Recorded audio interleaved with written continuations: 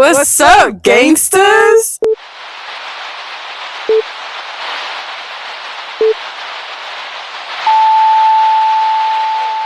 Bounce.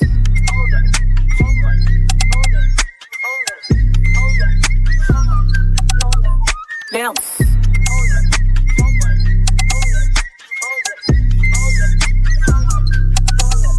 Bounce.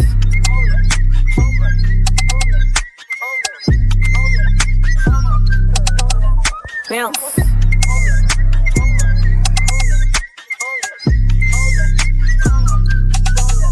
Bounce.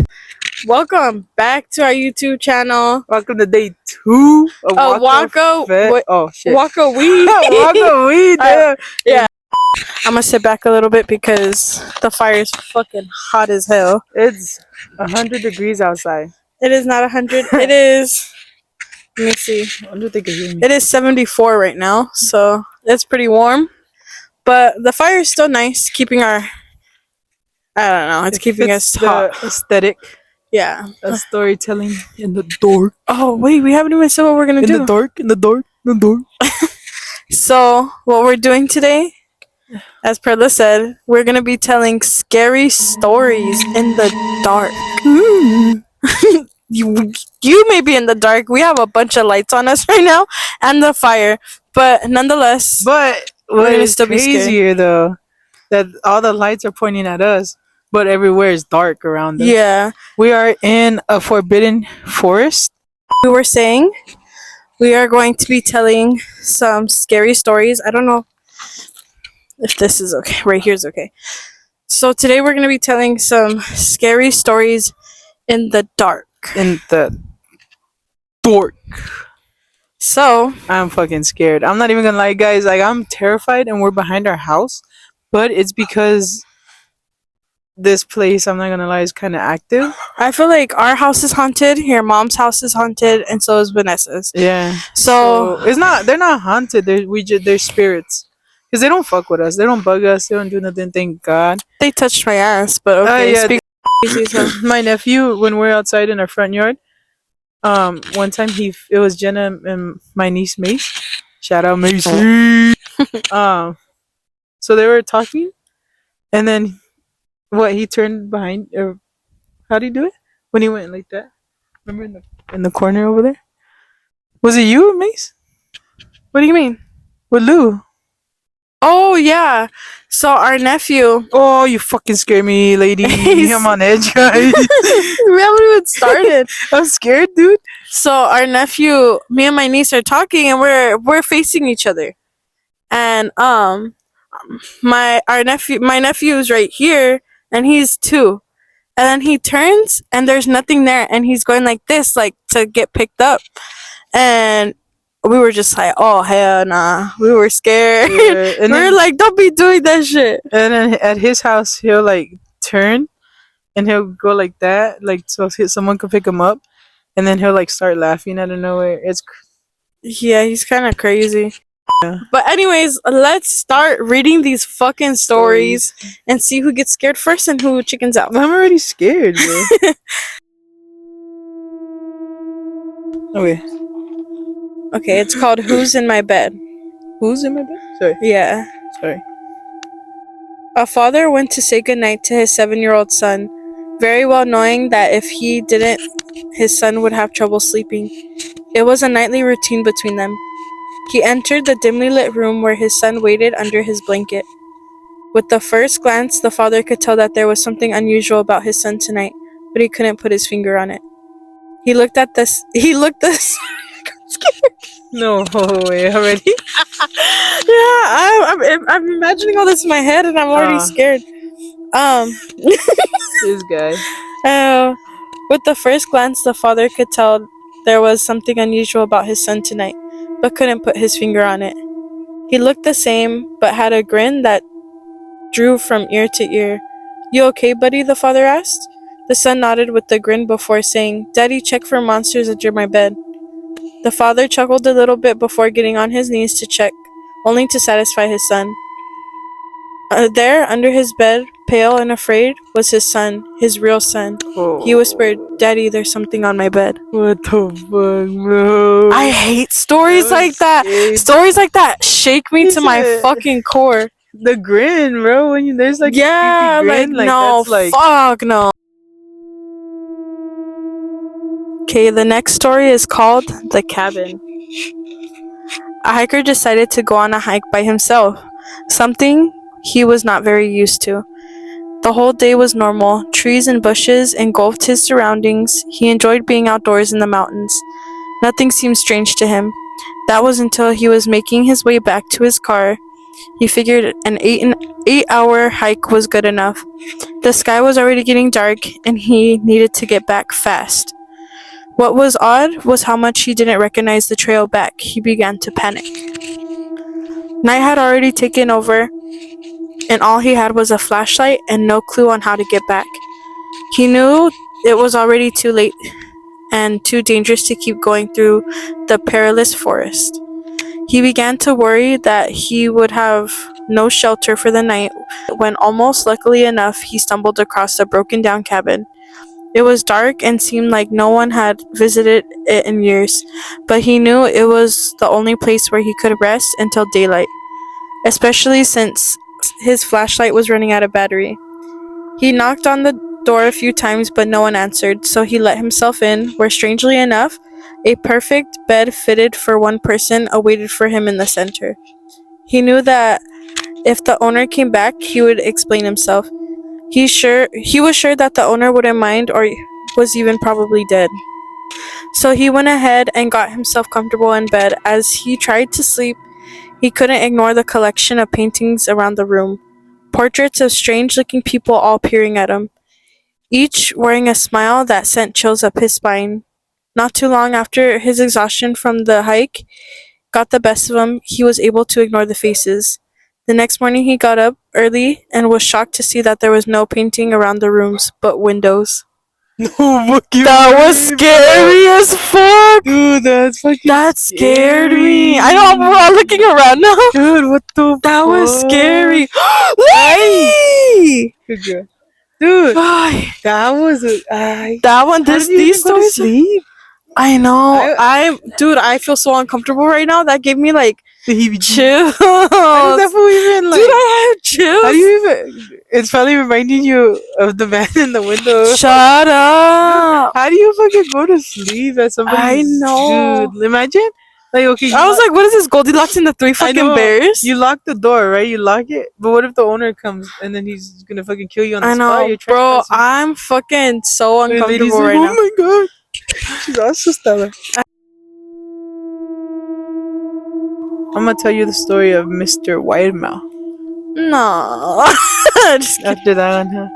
Yeah. So this was from Reddit. Sorry, this was a Reddit. I can't find the original source of it, but I'm just gonna read it. My childhood was a blur of moves from place to place until we settled in Rhode Island when I was 8. Most of my memories are tied to that state, but some fragments linger in the attic of my mind from earlier homes.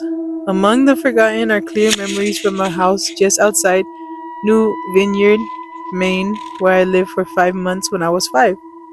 The day after my 5th birthday, I came down with a mono. My parents were busy packing for our upcoming move to Pennsylvania, and I was stuck in a bare room fighting fever and boredom. My mother brought me ginger ale and books, which only helped so much. Then one day, during my confinement, I met Mr. Widemouth. No, I'm already getting all like nasty, grossed out. He was small with a big head and an even bigger mouth. He said, "Call me Mr. Widemouth," when I asked him his name. Intentionally, he seemed harmless, flipping through my books and keeping me company.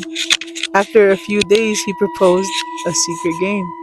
Ugh. He wanted me to jump out of a second-story window, pretending there was a trampoline below.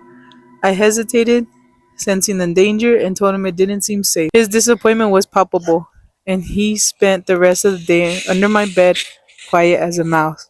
The next day, he showed up with a box of knives, suggesting I juggle them. Horrified, horrified, horrified, Horrified, yeah. horrified, I pushed the box away. I can't, my parents will kill me, he scrawled, retreating under my bed again. As nights passed, my fear of him grew. He would wake me, insisting there was a real trampoline outside waiting for me to jump. I began to dread his presence. Finally, my mother told me I could go outside for some fresh air.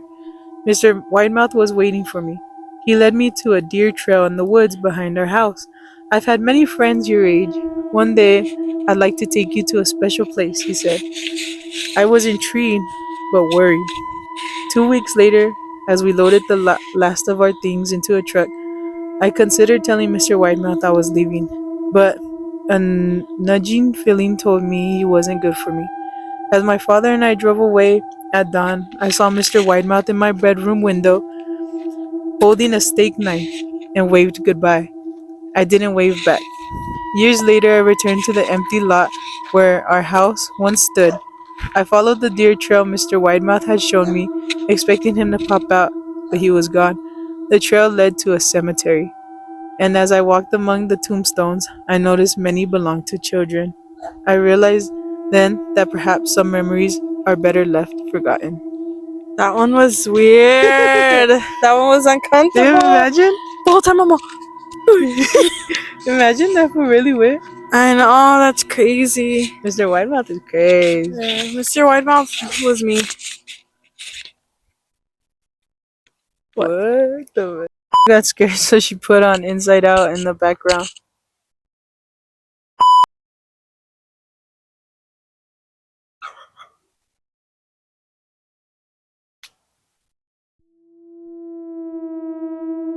One's called the Red Wristband. A doctor was working at a hospital where the patients were tagged with colored bands: green alive, red deceased. One night, the doctor was instructed to get a few supplies from the basement of the hospital, and so he headed to the lift. The lift doors opened, and there was a patient inside, minding her own business. I'm assuming the lift is the elevator. Like the elevator. Yeah, my bad. I just wanted to let you know. Okay. The lift doors opened, and there was a patient inside, minding her own business. Patients were allowed to roam around the hospital to stretch, especially those who have stayed long. The rule was to be back in their rooms before 10. The doctor smiled at the patient before pressing the number for the basement. He found it unusual that the woman didn't have a button already pressed. He wondered if she was heading to the basement too. The lift finally reached the floor where the doors opened. In the distance, a man was limping towards the elevator. And in a panic, the doctor slammed the elevator button to close. It finally did, and the lift began to ascend back up. The doctor's heart pounding. Why did you do that? He was trying to use the lift, the woman stated, annoyed. Did you see his wrist? The doctor asked. It was red. He died last night. I would know because I did his surgery. The woman lifted her wrist. He saw red. She smiled. Like this one? Oh shit. I feel like that one I kind of knew the direction it was going in, so it wasn't that scary. Yeah. But that was a good story, though. I didn't expect her. I thought it was just going to be her. And then after, I was like, oh, it's going to just be that guy. And she's going to be like, oh, shit. Yeah. But no, I didn't That was expect it to scary be that both he of was them. all limping and shit. I know. I was like, that's fucked up. Like, maybe he's hurt. And then he's like, I just died of surgery on that foot last night. So this is something in the woods. In the woods. I live in a house at the end of a small town. There are fields everywhere. When you cross a dirt path, you will appear in the forest. I have been in it many times, but there was never anything interesting there until last week. As I said, I live in a house with a quite large garden where I have 2 dogs and 1 cat. Until then, the nights were very quiet. The only sounds that were there were dogs barking. Once in a while, a train passed by. But last week, it was about midnight, and I was asleep. I was awoken by loud shots from a gun. I was scared, because this is the first time I heard this. But then I told myself it was nothing and fell asleep.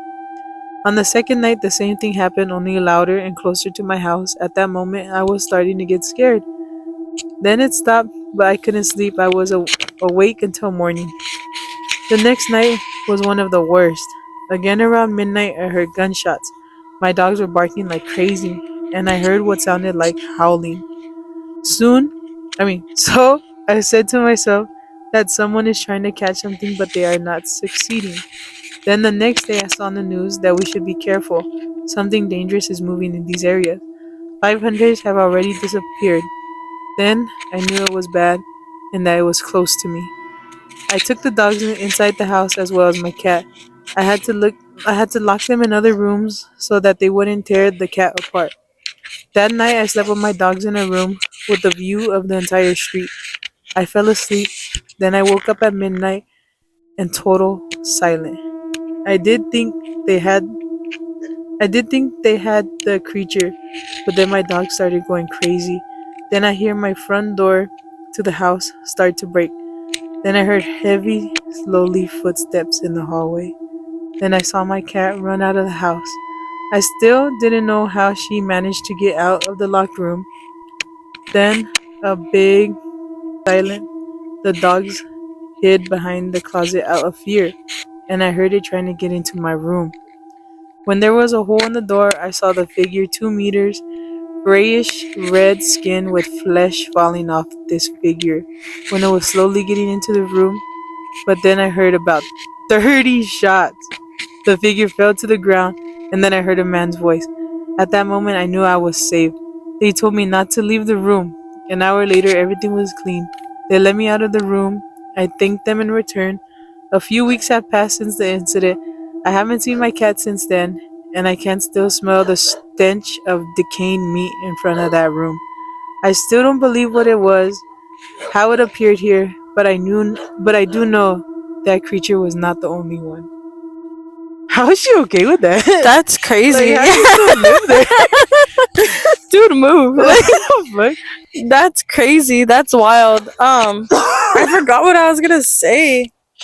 I would have. What the? 30 It's a shots, fucking bro. Demogorgon. What is this, young dolph? 100 shots? Yeah, Like, what the 100 fuck? shots. How He you said miss a whole 100 100 shots. So this next story is called White with Red. I don't know what's up with all the red, but let's do it. A man just moved into an apartment and heads to the receptionist to get his keys. The receptionist gave him the key with a smile, but warns him not to disturb the door with no number on his floor. He wandered. He He out thou wondered. out that one. What the fuck? I don't know. Okay. Hold on. He wondered why, but didn't bother to ask. He was too busy with his new apartment to care. After he finished unpacking, he began to get curious. He questioned why the receptionist would warn him of such things, and so he stepped out of his apartment to check the door with no number. He tried the doorknob first, but it was locked, so instead he got onto his knees and peeked through the keyhole. The apartment he was looking into was empty. His eyes scanned the whole place before stopping at a woman standing face against the wall in the corner. Ooh, sorry. What the fuck, bro? He noticed her pale skin and long black hair before stepping back. Suddenly feeling perverted in a way for invading someone else's privacy, he brushed it off, assuming she was someone that did not want to be disturbed. The next day he got more curious about the woman and eventually went back. Straight away, getting onto his knees, he peeked through the keyhole and saw all red. Red. He assumed that the pale woman must have caught him peeking the last time and covered the hole with something red. He left the door alone and instead went down to the receptionist to ask her questions. The receptionist sighed and asked, "You looked through the keyhole, didn't you?" He admitted to it, and she felt obligated to tell him the story. She told him that a couple used to live in that apartment a long time ago, but the husband went crazy and killed his wife. However, this couple wasn't normal. They had pale skin, black hair, and red eyes. Dafa was staring back through the keyhole. Wait, what? Remember, he was looking through the It keyhole. was all red. It was all red. It was their eye. Shit. Oh, my hair scared me. That's crazy. That's a lesson. Don't be a chismoso. And then he said quickly on his knee. Why was he on his knees? Looking through the keyhole. Oh yeah, you could just bend over. His back's probably bad. Oh, the keyhole. My dumb ass. I thought the people. All right, broski, we're live. We're live. God damn. Sorry. God damn. Put my shoes on. It's alright. It's going down. It's going down. It's It's hot going. as hell. I got scared. Man.